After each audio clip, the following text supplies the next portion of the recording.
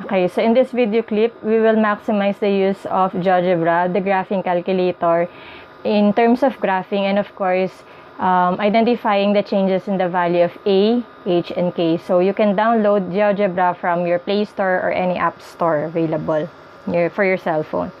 So first thing that you need to do is to key in your equation. So say for example, we have y is equal to x squared. So I do hope napanood nyo na or nabasa nyo na yung discussion regarding parts of a parabola and graphing a parabola. After po noon, tsaka nyo lang po ito panoodin. Kasi hindi nyo po ito magigets ng maayos kung hindi nyo pa yun nauna nakukuha. So we have the equation y is equal to x squared. In this case, our vertex is at the origin. Now, sabi ko nga po, in this video clip, we will focus regarding the change in the value of a. So say for example, I have y is equal to, again, x squared. So ito pa rin po yun, the green one. Now, alin po ba dyan yung a? A is the numerical coefficient of x squared. So, if there's no written numerical coefficient, the number is 1. So, how about if I'm going to change it to 2? Ibig sabihin, lumaki o lumiit yung number from 1 to 2. Lumaki po. Kaya na po. So, we now have the blue graph. So, notice what happened from the green graph going to the blue graph. How about if we have y is equal to 8 x squared. Okay, so the green graph. So, from these three graphs, if you would notice, mula sa value ng a na 1, papunta kay 2, papunta kay 8, yung graph natin ay mas kumipot. Or in English, mas naging narrow. Now, how about if I would have the equation of the function y is equal to 0.5? Mas malaking value ba to o mas maliit kaysa kay 1, 2, and 8? Ay, mas maliit. So, y is equal to 0.5x squared. Okay. So, kung mapapansin nyo, siya naman yung orange. So, imbes na mas naging makipot, mas naging malawak siya.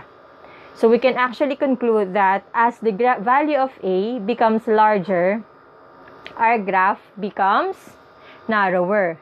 And of course, when the value of a becomes smaller, our graph becomes wider. Ano po? Now, how about the negative? Okay, so, ang dinidiscuss ko is actually found on page 34. So, I do hope buklatin nyo po yung inyong module. Pwede nyo itong i-pause and then kuhanin muna si module. Y is equal to x squared again. So, yun yung original po natin. Ano? Ayan. Naging purple na siya ngayon. What if I'm going to make it negative? Na po.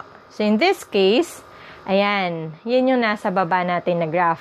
So, sabi nga po natin, if the value of a is positive, it opens upward. Kaya yung 4 functions natin pa-upward. And when the value of a is negative, it opens downward. Then, if you will notice, this y is equal to negative x squared and y equals x squared are actually just reflection of each other. Yung pagkabukan niya ay parehas lang. How about if we have y is equal to negative 2x squared? Ayun, mas nagiging narrow. So, we can conclude yung kanina nating sinabi, as the value of a becomes larger, the graph becomes narrower. Now, minsan dito lang nagkakaroon ng problema ibang bata. Ma'am, di po ba sa negative, as the number becomes larger, mas nagiging small po yung value. So, ano po ba yung nakalagay sa page 34? As the absolute value of a becomes larger, the graph becomes narrower. And as the absolute value of a becomes smaller, the graph becomes wider. Ang difference lang, ano lang yung effect na naibibigay ng negative sa positive? Yung opening, kung opening upward or opening downward. Okay?